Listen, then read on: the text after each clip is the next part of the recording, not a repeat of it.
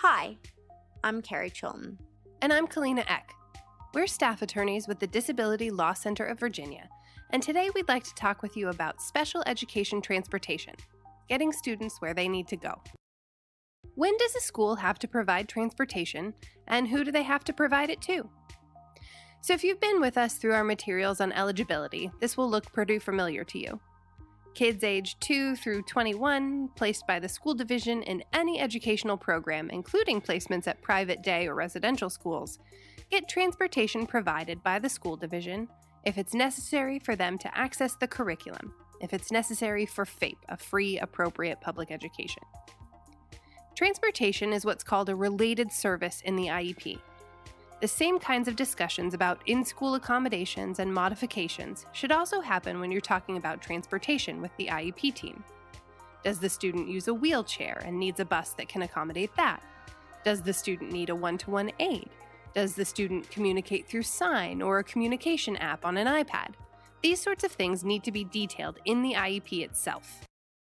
Transportation options are, of course, unique to school divisions and student locations relative to the school grounds.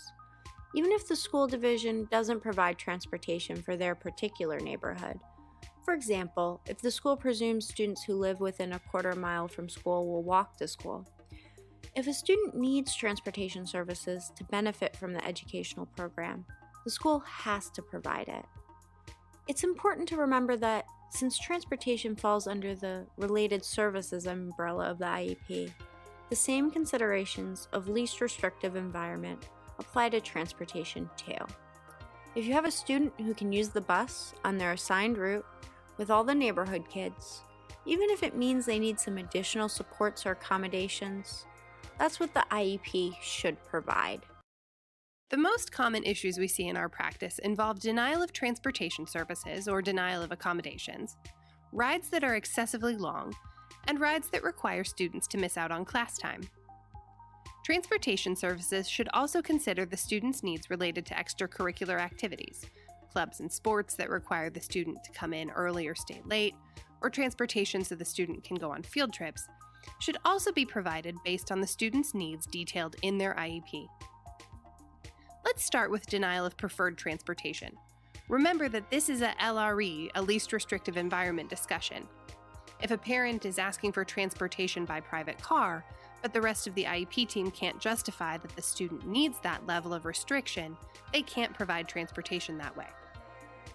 On the other hand, if the school is pushing for transportation on the special education bus, but the student can handle the neighborhood bus with some accommodations, the school should provide those accommodations to ensure transportation in the least restrictive environment.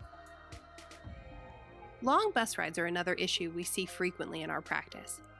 There is no bright line standard for how long is too long for a bus ride. Generally speaking, if a ride is over an hour one way, that's something to look at.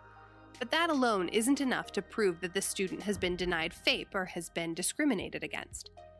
From the cases we've seen, the factors decision makers will look at here are things like age. There may be a difference between what a kindergarten student and a high school student can tolerate. The student's disability and its effect on transportation. The effects of prolonged sitting, relative confinement for this student and their particular disability-related needs. The distance between the student's home and school. Especially in rural areas, there may be a significant distance door to door. The comparable ride length for students in the school division without disabilities. Is everyone else on the bus for 30 minutes on average, but the student with a disability is on the bus for 90 minutes? And of course, the greatest concern is, once the student is at school, or once the student is home after school, what is the impact of the length of the ride on their ability to access the curriculum? Do they need 30 minutes to decompress, missing instructional time, before they can get into their lessons or homework because they were just on a bus for 90 minutes? Which leads us into missing school time due to transportation scheduling. Students with disabilities have the right to a same-length school day as students without disabilities. Sometimes school divisions will, for transportation scheduling or administrative convenience, drop students receiving special education off 5 minutes late or pick them up 10 minutes before their peers. This is a big problem.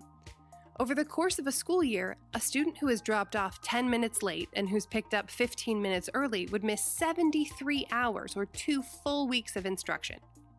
Sometimes schools will try to justify this by saying they provide instruction during lunch or in passing periods, but that's really not sufficient. The only reason for a student to have a shortened day is because their IEP team has met and agreed that's what the student needs for FAPE, not scheduling or administrative convenience. When you're resolving disputes about transportation, the first place to start, as with most disputes, is at the IEP team level. We've had good success resolving transportations through mediation, Virginia Department of Education complaints, and the Federal Department of Education's Office for Civil Rights complaint process. For more information about the difference between these options, please see the materials on our website on dispute resolution. Thank you for joining us. We hope you found this information helpful. For more information about other special education topics, please see the resources available on our website. You can also find our contact information online.